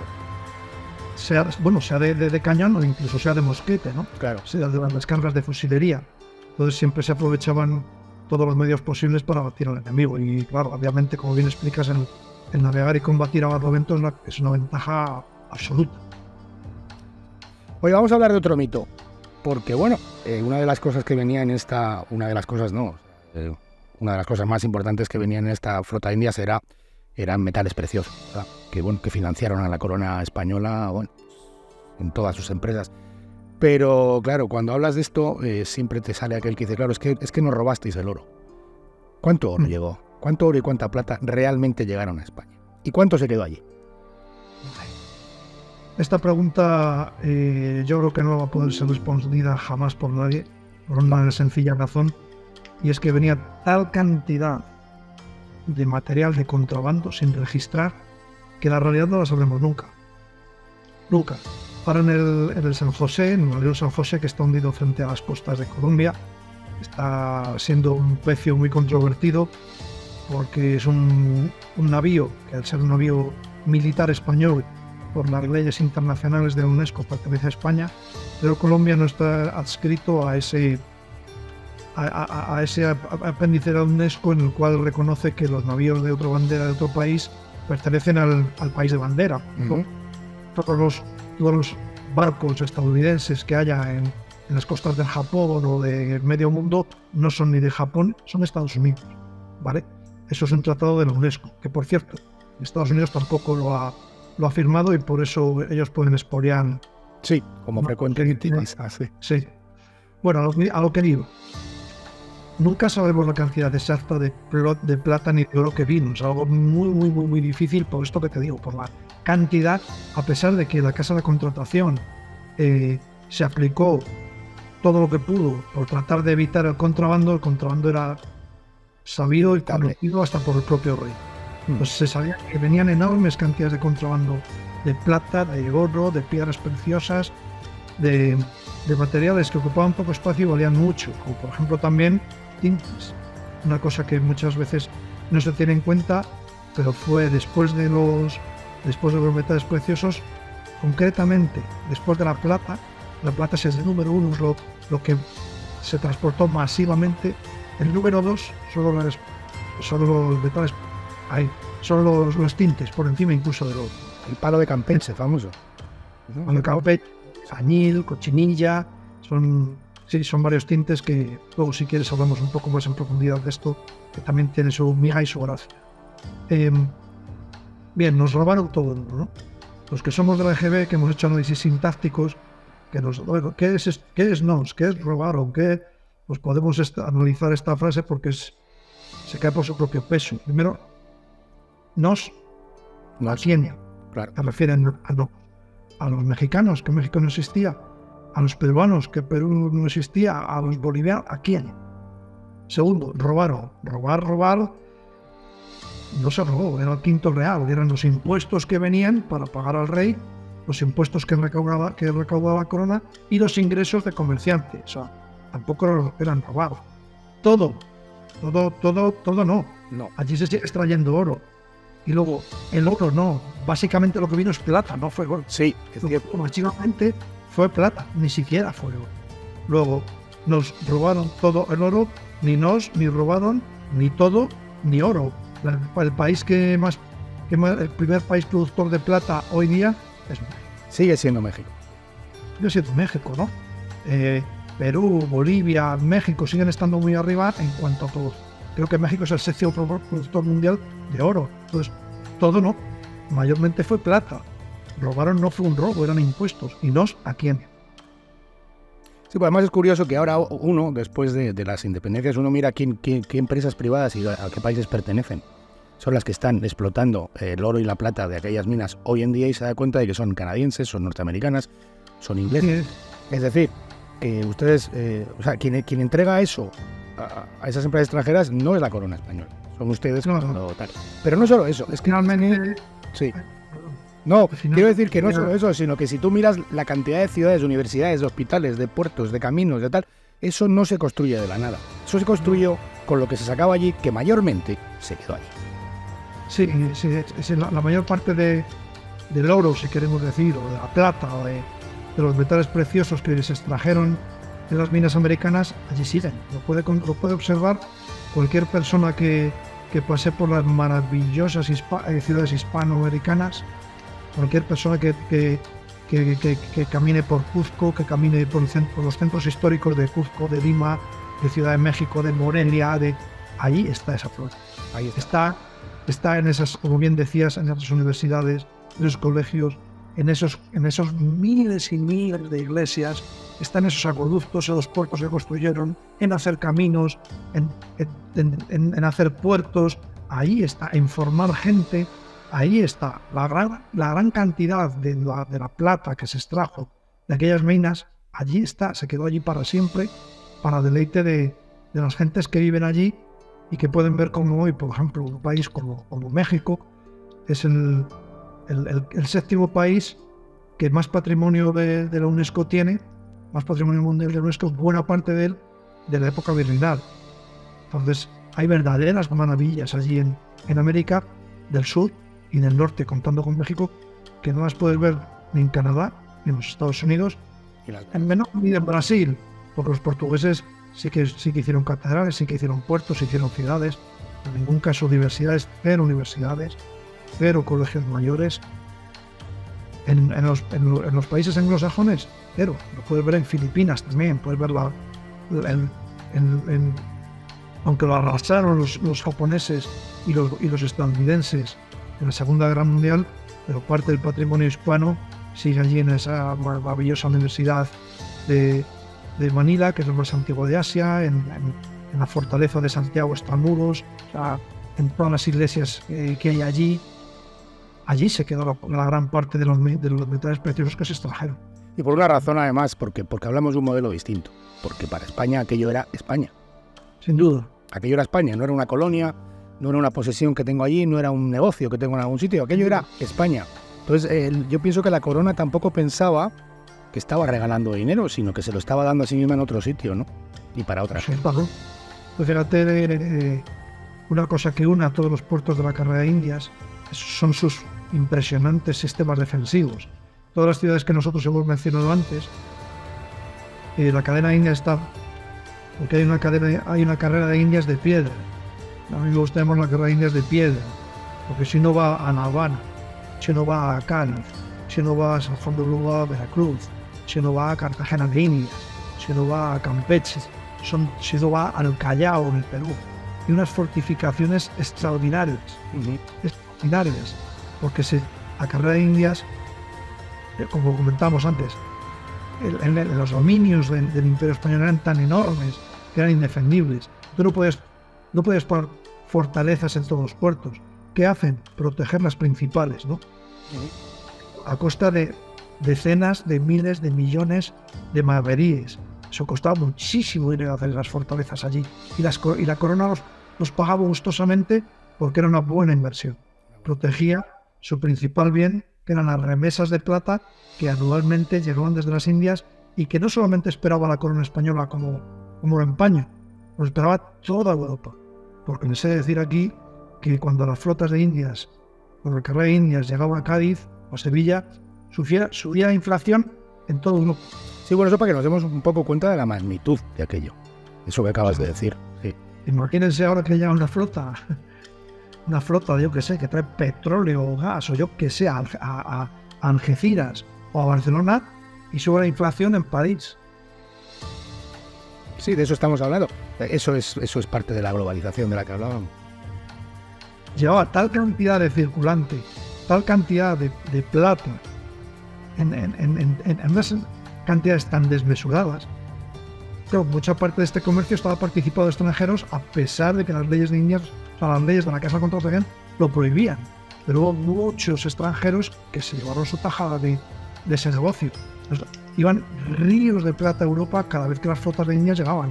Los barcos franceses, holandeses, ingleses, estaban en la bahía de Cádiz, en el puerto de Cádiz, esperando que llegara la carga de Indias para trasvasar directamente tanto el contrabando como lo que no a sus barcos para llevarse sus réditos del comercio. Hay una especie de periódicos, podemos llamar, que se llaman las gacetas holandesas, que los comerciantes holandeses, por medio de información de los agentes de la casa de contratación que tenían los puertos americanos, les decía las cantidades de plata, de oro, etcétera, que se embarcaban en India. Y nunca coincidían con las que tenía la casa de contratación. Había ahí un desfase. Entonces, el contrabando fue brutal. De hecho, la propia expresión pasar por alto se cree que tiene que ver cuando las naves de la carrera llegaban a Cádiz y, aprovechando la noche, pasaban por alto de las murallas material de contrabando. Entonces se cree que esa expresión viene de ahí. Vamos a pasarlo por alto. con la connivencia del gobernador de la plaza, con la connivencia de los agentes de la casa de contratación. Ahí pillaba cacho todo el mundo. Con la connivencia de los que lo pasaban por alto. Sí, bueno, que quizás sea por eso que todas las teorías, las primeras teorías acerca de la inflación son españolas, de la Universidad de Salamanca, ¿no? Azpilicueta. De hecho, bueno, ahí no tenemos mucho en cuenta, no hemos hablado mucho de la determinante importancia de la Escuela de Salamanca, el principal foco de cultura europeo de aquella época, y la gente que nos esté escuchando puede buscar en todas las lenguas del mundo la palabra inflación, a ver cómo se dice inflación. Sí. La teoría cuantitativa del dinero, de Azpilicueta. Sí. Háblanos del museo, por favor, porque claro, no hemos hablado del museo todavía. Yo todo esto y la idea de hacer este programa se me ocurre cuando, bueno, buscando cosas y tal, de repente me encuentro con tu museo, o con vuestro museo virtual de la carrera de Indias, que bueno, o sea, estáis tardando en entrar en esa página, porque lo que os hemos contado aquí pues es un poquito de lo que vais a poder descubrir ahí. Es auténticamente, es una maravilla. Cuéntanos, es un museo virtual. Sí, pues mira, Óscar, es un museo virtual. De momento lo que tenemos es una página web en la cual tú accedes a diferentes salas tematizadas. Cada sala toca un tema relacionado con la carrera de Indias, que pueden ir desde la mujer en la carrera de Indias, reales de A8, el papel del papel en la carrera de Indias, cosas que muchas veces no tenemos en cuenta, la vital importancia que tuvo el papel en todo aquello, la carrera de Indias en sí, el galeón de Manila, el padrón real, el espionaje. O sea, son salas tematizadas, los navíos, los barcos en la carrera de Indias, qué barcos había, cómo se construían. Entonces, tenemos una página web en la cual, mira, además, puedo decir también en exclusiva que desde ya esta semana hemos puesto un botoncito de donación por si alguien quiere echarnos un capotillo económicamente para hacer crecer este museo, y lo estamos haciendo, todavía no tenemos en la página web porque lo estamos desarrollando en paralelo con una empresa de realidad virtual. Estamos haciéndolo para que uno pueda entrar en él de un modo virtual, como en realidad aumentada, ¿vale? Va a ser no va a ser ni un museo al uso ni un videojuego, pero va a ser como un híbrido de los dos. Es un espacio de realidad aumentada que tiene mucho de museo y un poquito de videojuego, de modo que tú puedas ir caminando. Tú entras, por ejemplo, en el Louvre o en el Prado o en National Gallery, y no deja de ser una secuencia de imágenes que te aproximan a una obra de arte, te la despiezan, te dan información y no puedes hacer mucho más. En nuestro museo virtual tú vas a poder caminar, interactuar con las piezas que hay, con navíos en 3D que se te van a desplegar, con reales de A8 que van a ir cayendo. Puedes coger uno, si coges uno te va a cambiar un poco la skin que llevas, si pasa un ratón le vas a poder coger o dar una patada y te cuenta la terrible dureza de la navegación a bordo, por qué había plagas, por qué había ratas, por qué había gatos, lo que hacían los ratones y las ratas, los destrozos que causaban en los alimentos, en las gentes. Tú vas a poder interactuar con ello.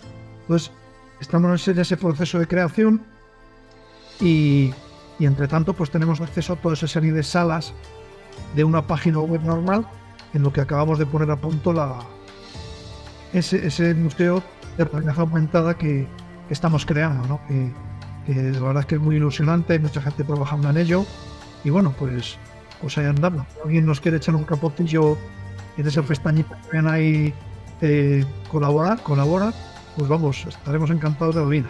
Sí, bueno, en la descripción del episodio vamos a poner, la dirección es mucain.es. .com. Perdona. .com. Te vuelvo a lo que te comentaba antes. Nosotros en la carrera de Indias lo vemos como lo que fue, un ir y volver. No se puede contar. Hablando, o sea, para mí, cualquier cosa que hablemos del Imperio Español o de la monarquía hispánica o de la corona española, no se puede ver desde un punto de vista español. El primer artículo de la Constitución de Cádiz lo dice muy bien. Uh-huh. La nación española se forma por los españoles de ambos hemisferios. Entonces, por eso hemos puesto .com y no .es, porque pensamos ciertamente que que tanto daba aquella gente de allá como nosotros de aquí. Los grandes navíos de la carrera de India se construyen en La Habana, se construyen en lo que hoy es Ecuador, se construyen en Manila, claro que se construyeron aquí en Cádiz, se construyeron, por supuesto, en toda la cornisa del norte, Guarrizo, en los grandes astilleros de Bilbao, pero había unos astilleros en Indias tremendos. Los tlaxcaltecas, por ejemplo, son los que hacen la conquista de las Filipinas. O sea, la principal fuerza de aquel imperio era la gente que vivía allí, porque eran más. Entonces, nosotros por eso por .com, no .es, porque es una cosa, porque no hay .is de hispano, si no lo habríamos puesto. Pues me parece muy bien, porque además, mira, te voy a decir una cosa que me has hecho pensar. Ciertamente, la hispanidad no es una obra española. Correcto. No es una obra española. El pensar que la hispanidad es una obra española en este lado, bueno, en tu lado, porque yo estoy en el Oriente Medio, al oeste, al este del Atlántico, en España, la convierte en una idea un poco exclusivista y errónea. Y, curiosamente, hacia el otro lado, la convierte en una obra a la que se puede, digamos, odiar o denostar, cuando realmente la hispanidad es una obra global, es una obra que, bueno, es iniciada por España, es cierto, y tiene a lo mejor, digamos, su círculo directivo en España, pero es una obra que es imposible sin el resto. Es una obra... Estoy muy de acuerdo contigo. La hispanidad es imposible sin indígena. Estoy muy de acuerdo contigo. Eso no lo saben los indigenistas. Entonces, creo que es un buen punto de partida, fíjate, para que... Pero vamos, a lo que íbamos es que voy a poner vuestro, porque estáis en Instagram, ya lo he visto. Sí. Vamos a ponerlo todo y vamos a poner la dirección, y de verdad os digo, yo he visto todavía nada más que la versión, digamos, como diría, analógica, ¿no? de la web, pero y la otra promete. Todavía le queda, tiene mucho trabajo encima, bueno, lo estamos desarrollando. Lo seguiremos. Todavía le queda, pero vamos, a ver si el año que viene, si Dios quiere, estamos hablando a estas horas y lo podéis ver en primera persona. Bueno, pues a ver si es verdad. Y bueno, ¿qué más? A mí me gustaría ya también que desde un punto de vista un poco más exclusivo tuyo nos hablaras un poco de tus libros, porque yo les he echado un vistazo y me ha parecido... Bueno, cuéntanos tú, cuéntanos. Bueno, pues yo llevo escribiendo bastante tiempo. Tengo una cruzada personal, que es que los españoles no nos fustigemos tanto con nuestra historia y ser conocedores de la historia tan impresionante que tenemos. Bueno, pues no estás solo. Muchas gracias. Cada vez somos más. No sería muy aventurado o un poco loco por mi parte decir que España es el país con la mejor historia del mundo, pero digo sin temor a equivocarme que España es el país occidental que tiene la historia más impresionante y más rica de todos. Estoy de acuerdo contigo. Podemos hablar de la historia de la India, podemos hablar de la historia de China, que son países milenarios, pero en cuanto a países occidentales, ningún país nos llega a la altura de los zapatos en cuanto a la riqueza de la historia que tenemos. Y me duele mucho que ni siquiera nosotros la conozcamos. No, somos posiblemente lo que peor conocemos nuestra propia historia. O sea, es un mal que fusionarnos con nuestra historia, porque fuimos muy malos, porque no sé qué. Que nos hemos tragado la que era escrito otro. Absolutamente. Entonces, yo empecé con lo que para mí es un punto crucial en la historia de España, es un punto de inflexión, que es la batalla de las Navas de Tolosa. 1212 es lo que cambia todo. A partir de esa famosísima batalla de las Navas de Tolosa, en la que una coalición de los reinos cristianos, ayudados en primera instancia por los ultramontanos, por reinos europeos, por voluntarios europeos, que al final Alfonso VIII nos echa por la matanza salvaje que hicieron en Malagón, porque aquí no se combatía así. Por eso vuelvo a decir que es muy importante conocer la reconquista de España para hablar de conquista en América. Entonces, bueno, para mí fue un punto de inflexión terrible la batalla de las Navas de Tolosa. Entonces empiezo escribiendo un libro sobre la batalla de las Navas de Tolosa, cómo fue, cómo se constituyó. Empiezo unos años un poco antes, en Arcos, donde Castilla estuvo a punto de desaparecer por la historia. Terrible. Y poco a poco consiguen la enorme victoria de las Navas de Tolosa, en la que fue tan definitiva que se reconquistó los territorios en los 50 años posteriores a la batalla de las Navas que en los 500 precedentes. O sea, es una locura aquello, ¿no? Sí. Y Y bueno, vi un poco la otra parte, porque estamos acostumbrados, yo creo que es un poco lo que pasa, la otra parte del espejo, ¿no? Lo que pasa en el mundo musulmán, que es un poco lo que pasa en los países hispanos. Ellos solamente ven últimamente el lado indígena, pero ellos tienen un lado indígena, pero tienen un lado español. Claro.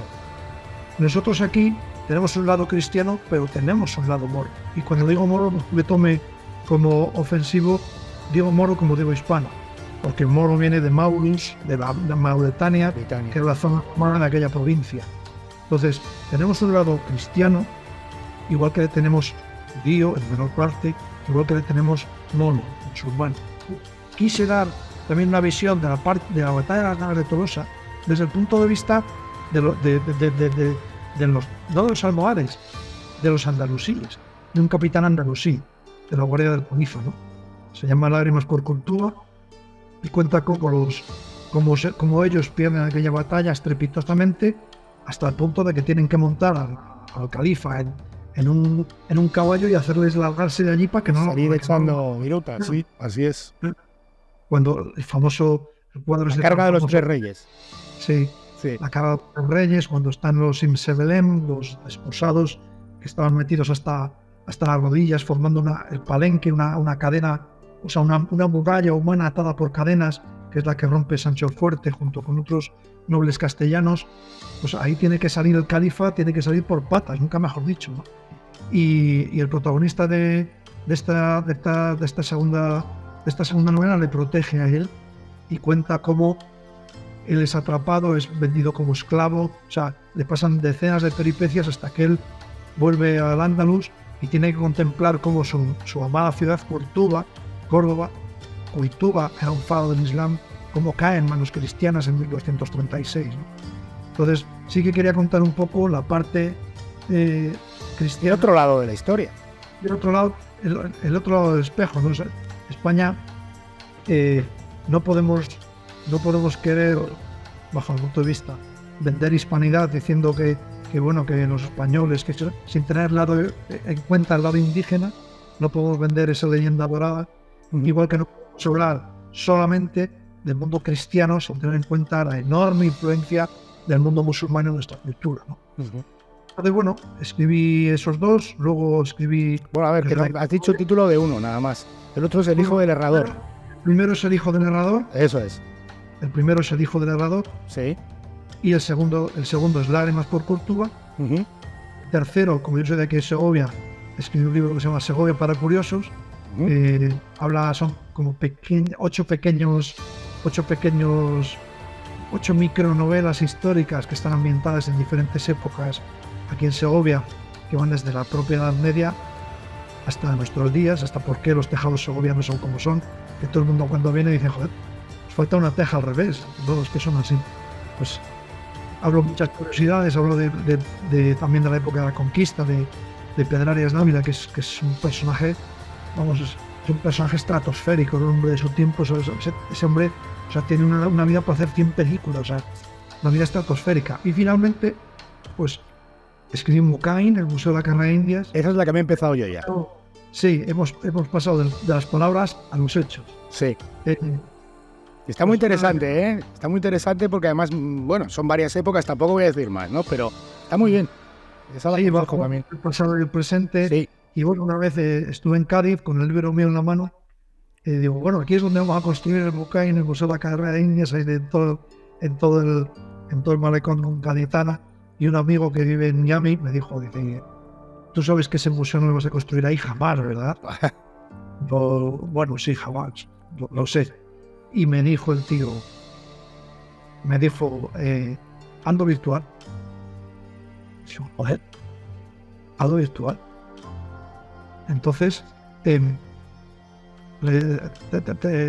hablé con un amigo informático, Javi, que es la otra persona que ahora somos una asociación sin ánimo de lucro, por eso, bueno, si nos ayudan donando, pues la gente se puede grabar.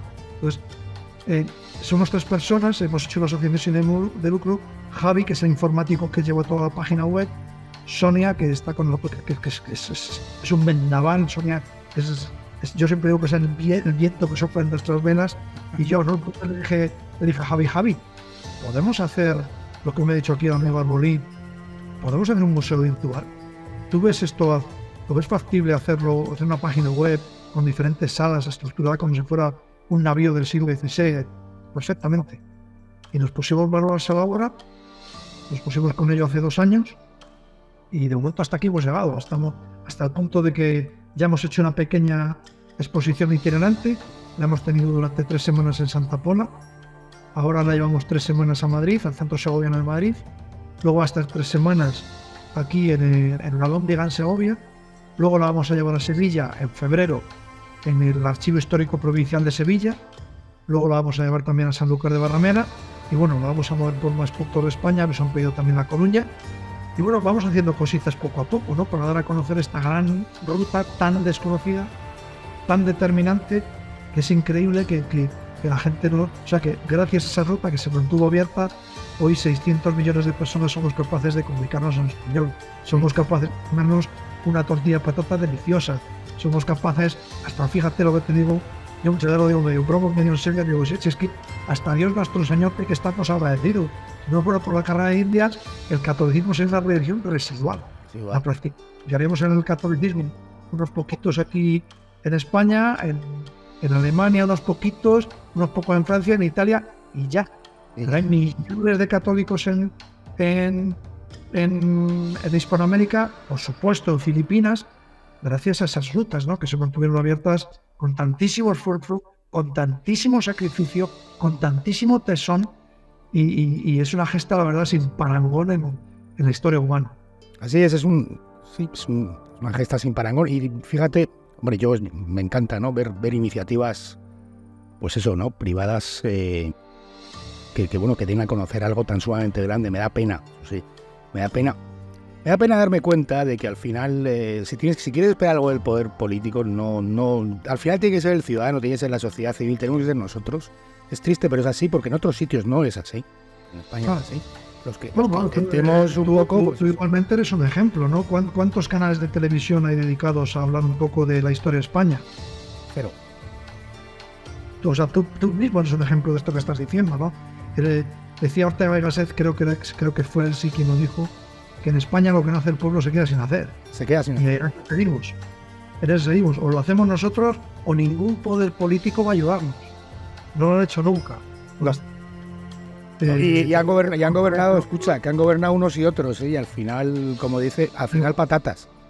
Da igual, al final, da igual. Nuestros antepasados se merecen que su historia sea conocida y nuestros hijos, yo tengo un hijo de 10 años y uno de 12, nuestros hijos merecen conocer la historia que forjaron de las gestas que realizaron sus antepasados. Les debemos eso a ellos, a nuestros antepasados y por supuesto a nuestros hijos. Nosotros somos ese eslabón de la cadena. Claro, pero eso es parte de... nadie. Porque es parte de nuestra identidad, como digo yo, y una parte de nuestra autoestima. Absolutamente. Y eso es importantísimo. Pero bueno, para eso vamos a seguir estando los que podamos, ¿verdad? Sí, señor. Sí.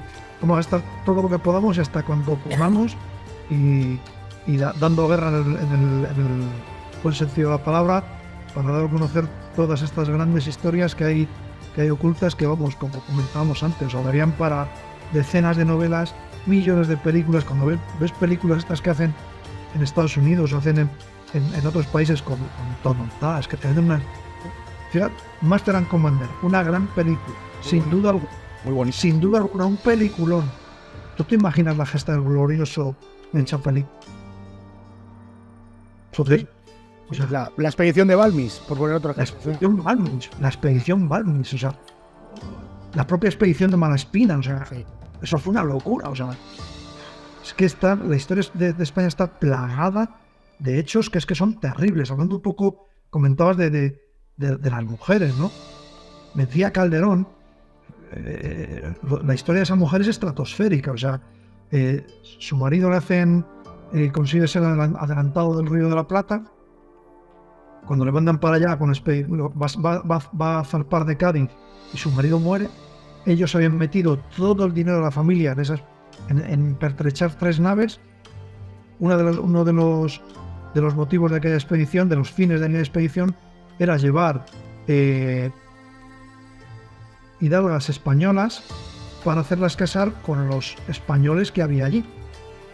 chicas de buena cuna españolas para casarlas con los que había allí, ¿no? Porque se casaban sobre todo con indígenas, porque era muy difícil, a pesar de los continuos esfuerzos de la corona, porque fueran mujeres. Fueron muchas, pero no las suficientes. Entonces llenaron los barcos de mujeres. Fue como la película esa de Caravana de Mujeres. Caravana de mujeres. En navíos, ¿vale? Y todos hemos visto Caravana de Mujeres. Vale, pues trasladan los navíos. Bueno, el marido se muere. Ella dice, no os preocupéis que aquí estoy yo. Tiro yo de este carro.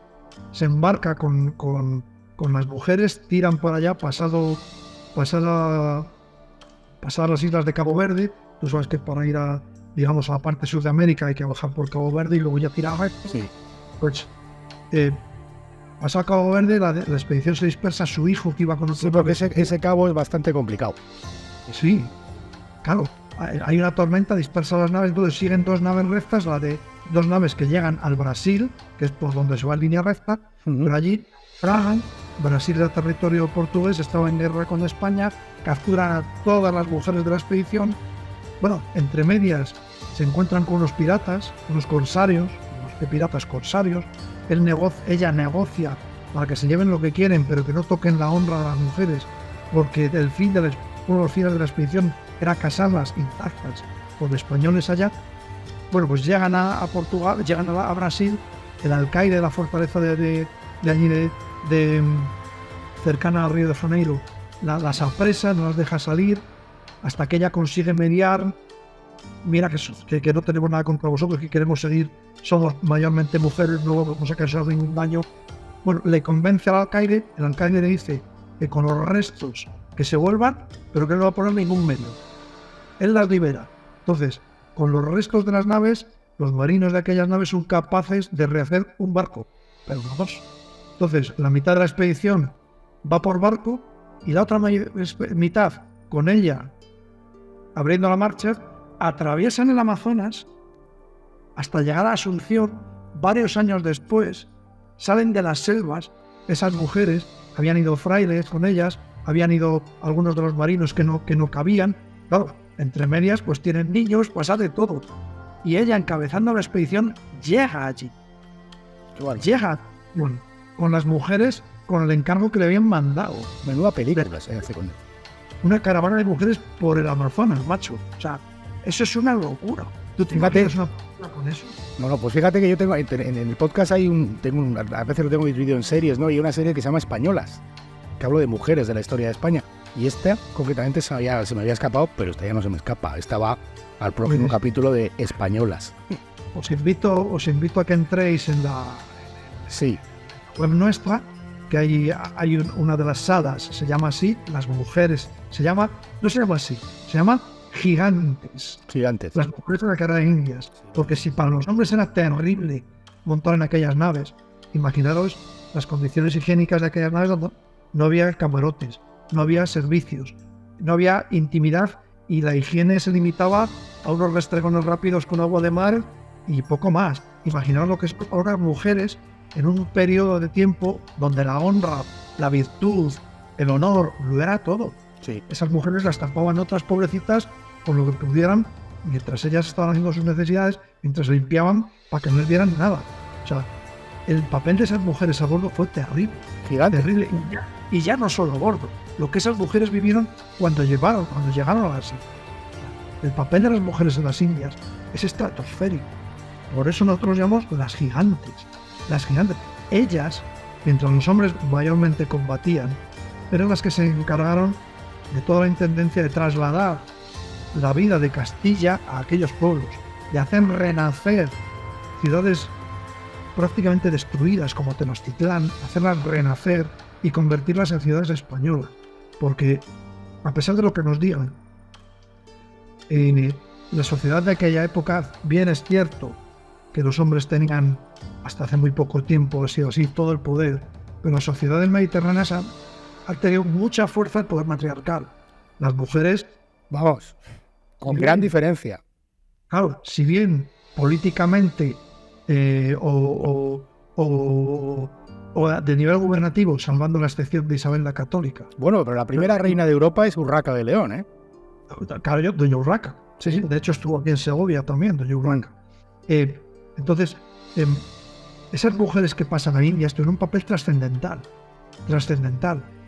Entonces, hay que dar a conocer ese papel. Y nosotros, en esa sala la llamamos las gigantes, y hablamos de mujeres como Betsía Calderón, como María Estrada, que participó militarmente en las operaciones en Tenochtitlán, luchando como un soldado, de María de Ábrego, que se casó con un segoviano. De hecho, con un herrero segoviano se casó en San Agustín de la Florida. Fue la primera boda internacional entre un blanco y una mujer de raza negra, una negra allí en 1565. Sí, se hizo pronto, ¿eh? Cuando el matrimonio interracial en los actuales Estados Unidos, donde hoy está San Agustín de la Florida, estuvo prohibido hasta 1960 y tantos. 4 siglos antes. 64 siglos antes. Sí. Los españoles se casaban con negras, con indígenas. O sea, los españoles de aquella época, más que no ser racistas, porque no había racismo, lo que había era más clasismo que otra cosa, ¿vale? Que sigue pasando hoy en día, ¿no? Sigue pasando hoy en día. Hoy fíjate, los pobrecitos estos que vienen en pateras son inmigrantes, son extranjeros, pero uno de su mismo país que juega en un equipo de fútbol, a que no es un migrante, Claro. a que es un extranjero. Luego es un problema económico-social, más bien, ¿no? Es más clasismo que racismo. Sí, pero no fue nuestro problema nunca. No fue nuestro problema nunca. Históricamente no fue nuestro problema. Tenemos al primer catedrático negro de una universidad, Juan Latino, tenemos miles de ejemplos, ¿no? Pero fíjate que lo que Conquistadores negros que Sí. acompañan defensores de fortalezas en San Agustín, negros con su propio cuerpo de tal, bueno, sí, hay. Pero mira, me has dado una idea, ¿eh? Me parece que te voy a emplazar para el próximo capítulo de Españolas, lo vamos a hacer. Y lo vamos a hacer sobre españolas de las Indias. cuando quieras. Porque me has dejado historias que yo no conocía, me has dejado con las ganas, la verdad. Es una historia, no sé si has oído hablar de las famosas cartas de llamada. No. Eso es una maravilla.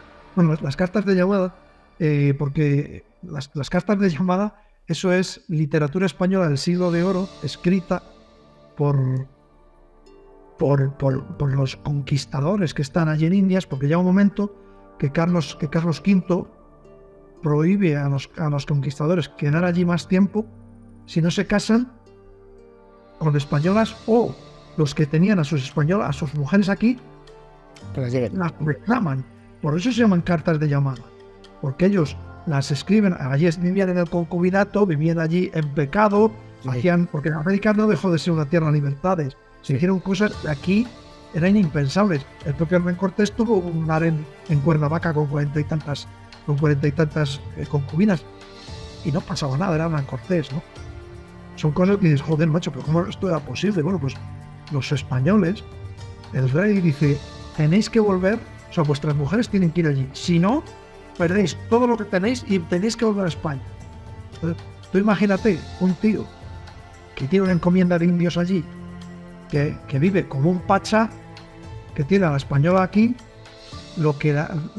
qué palabras tiene que utilizar para convencerla de una tía, por ejemplo, que vive en Segovia, de que se baje andando por esos caminos de Dios hasta Sevilla, se meta en una nave que no ha visto un barco en su vida, no ha visto Ni el mar, no he visto ni el mar.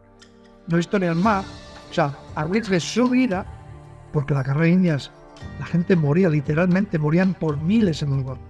Se morían de enfermedades, se morían de hambre, se morían de sed, se morían de frío. Se meta en una de aquellas naves, vaya a buscarle a su encuentro. Fíjate las palabras que este hombre utilizaría para tratar de persuadirla de que se monten esas naves y vuelvan con ellos. Inés Suárez de Plasencia, por ejemplo, su marido le hace una carta de llamada, y cuando ella va allí, el marido muerto luchando contra los mapuches. Sí, bueno, pues no se tardaba como ahora 24 horas en llegar de un sitio a otro, ¿no? Claro. Cuando llegaras tú a lo mejor, bueno, imagínate. Claro, tú fíjate, Inés Suárez de Plasencia tuvo que ir desde Plasencia hasta Sevilla, embarcarse, cruzar todo un océano, lo que no pasaría esa criatura en esos barcos. Si quieres, ese día hablaremos realmente de las condiciones a bordo de las mujeres y de los hombres también, ¿eh? Para llegar a desembarcar en Cartagena de Indias. Desde Cartagena de Indias hasta Chile hay otra tiradita, hay otra tiradita. Tiró hasta Panamá, de Panamá por el Callao, al puerto del Perú, bajó por toda la costa abajo para llegar allí, y cuando llegó su marido ya muerto. Es otra mujer que tiene una vida extraordinaria. Al final ella misma en eso de presencia es conquistadora, defensora del fuerte de Santiago, de lo que hoy es Santiago de Chile. Los mapuches atacan, ellos tienen allí prisioneros a unos líderes mapuches, y para atemorizarlos, porque ya habían entrado en las empalizadas que tenían, ella agarra y les corta la cabeza y les tira las cabezas a los indios, aterrorizándoles. O sea, unas mujeres de romperlas, gigantes. Entonces, hay unas historias de las mujeres que pasaron a Indias que por eso nosotros lo llamamos las gigantes. Sí, para nosotros era terrible. Joder, imaginaos para las mujeres, macho. Y lo hicieron a las Indias, O sea, lo hicieron y en grandes cantidades. Tendemos a pensar que es que solo pasaron allí conquistadores, hoy pasaron familias enteras, mujeres que acudían a las cartas de llamada, monjas, pasaron muchas mujeres, muchas más de los que nos creemos. Y tiene historias apasionantes. Pues mira, se podría enfocar de la siguiente manera, porque yo siempre he dicho, después de leer, que al final lo que hace España es replicarse en América, ¿no? Un poco a la manera de Roma, ¿no? Absolutamente. Me temo que tengo que disculparme con vosotros porque por un error mío, los 2 últimos minutos de la grabación han salido sin sonido, así que los he tenido que cortar. No os habéis perdido demasiado, porque al final era la despedida a Ricardo y el cierre un poco del programa, pero bueno, en cualquier caso os pido disculpas, era la primera vez que hacía esto y se ve que esta es la novatada que he pagado. En cualquier caso, deciros que sí, que os aconsejo encarecidamente que entréis en mucain.com, porque vais a descubrir un museo que os va a contar cosas apasionantes, que yo os voy a dejar todas las referencias, la página web, las redes sociales del museo. Y bueno, esperar que os haya gustado tanto como a mí. Hemos hablado de la carrera de Indias, pero hemos hablado de un montón de cosas más. Yo creo que ha estado bastante bien. Así que nada más, que lo de siempre. Un abrazo bien grande y nos vemos por aquí.